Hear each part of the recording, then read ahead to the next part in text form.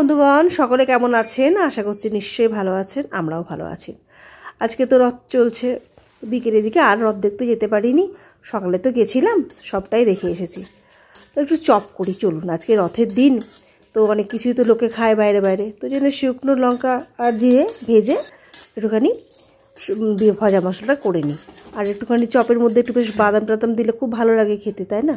আজকে একটু মোচার চপ করবো, কারণ কি একটু ছোটো মোচা নিয়ে এসেছিলো। সেই মোচাটা করলে কী হবে, কেউ খেতে পেতো না তরকারি করলে। ওই জন্য বললাম না, আজ একটু মোচার চপ করবে, রথেরও দিন আছে, একটুখানি ভাজাভুজি খাওয়া হবে। মোচার সঙ্গে একটা আলু দিয়ে দিলাম, কারণ নইলে মাখাটা যাবে না আর কি। তো ভালো করে এটাকে আগে চটকে মেখে নিই, মোচাটা আলুটাকে আগে, আর সঙ্গে ভাজা মশলাটা দিয়ে দিচ্ছি। ভাজা মশলাটা গুঁড়ো করে নিলাম, ওটাকে মিক্সিতে গুঁড়ো ভালো করে ভাজা মশলাটা দিয়ে, ভাজা মশলা না দিলে না সেন্ট আসে না একটা। তার মধ্যে তো এবারে বাদাম ভেজে রেখেছি, সেই বাদাম ভাজা দেবো। তারপরে নুন, হলুদ, মিষ্টি, একটু আদা গুঁড়ো এড করে দিয়েছি। সব কিছু দিয়ে আর একটু নারকেল কুড়িয়ে রেখেছি, বুঝলেন না? নারকেল কোড়াটাও দিয়ে দেবো এর মধ্যে। কি ভালো লাগবে খেতে, আমার তো আশাই করছি। দেখা যাক কেমন হচ্ছে।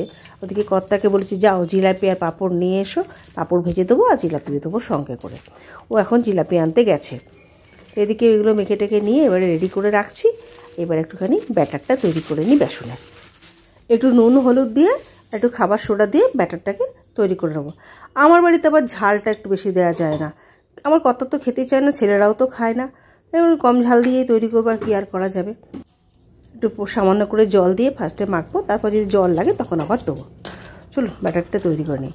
আমাদের এখানে বড়া করে জানেন তো, দাদুর চপ বলে একটা চপ বিক্রি হয়।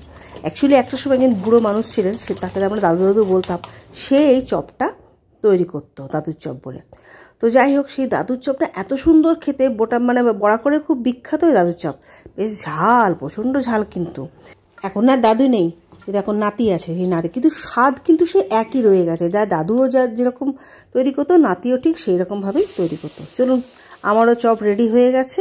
আমি এবারে সেগুলোকে ভেজে নিই। বেসনের ব্যাটারটাও রেডি হয়ে গেছে, সব রেডি, বড়াগুলো তৈরি হয়ে গেছে। এবারে ভেজে দিই। ওমা, কর্তা আবার জিলাপি নিয়ে ঢুকলো, তো বললো পাঁপড় পায়নি। কী আর করা যাবে, চলো। জিলাপিটা যেই নামালাম, সবাই পটপট করে নিয়ে খেয়ে নিল। আর জিলাপি কী করবো, আপনাদের হয়তো ছবি দেখাতে পারবো না। আপনারা আমার ভিডিও দেখে আমাকে কমেন্টস করে জানান যে আপনারা কে কী বানালেন আজকে রথের দিনে, কে কী খেলেন।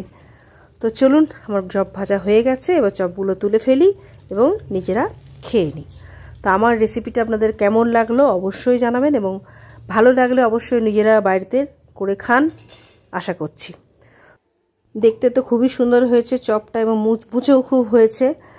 তো আমি একটু সামান্য মুখে দিয়ে দেখলাম। বুঝতে পারছেন, মহিলাদের তো স্বভাবই একটুখানি মুখে না দিয়ে দেখলে বুঝতে পারে না যে ঠিক ভালো হয়েছে খারাপ হয়েছে। সব দেখলাম, সব খুব সুন্দর হয়েছে।